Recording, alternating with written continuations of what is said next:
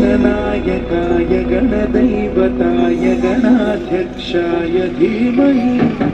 गुणशरीराय गुणमण्डिताय गुणेशानाय धीमहि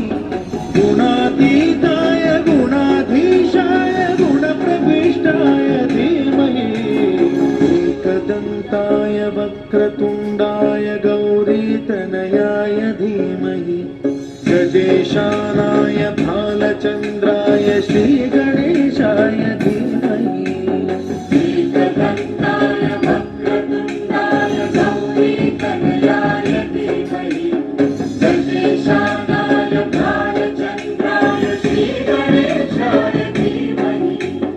गानचतुराय गानप्राणाय गानान्तरात्मने गानोत्सुकाय गानमत्ताय गानोत्सुकमनसे गुरुपूजिताय गुरुदैवताय गुरुकुलस्थायिने गुरुविक्रमाय गुह्यप्रवराय गुरवे गुणगुरवे गुरुदैत्यकलक्षेत्रे गुरुधर्मसदाराध्याय गुरुपुत्र परित्रात्रे गुरुपाखण्डखण्डकाय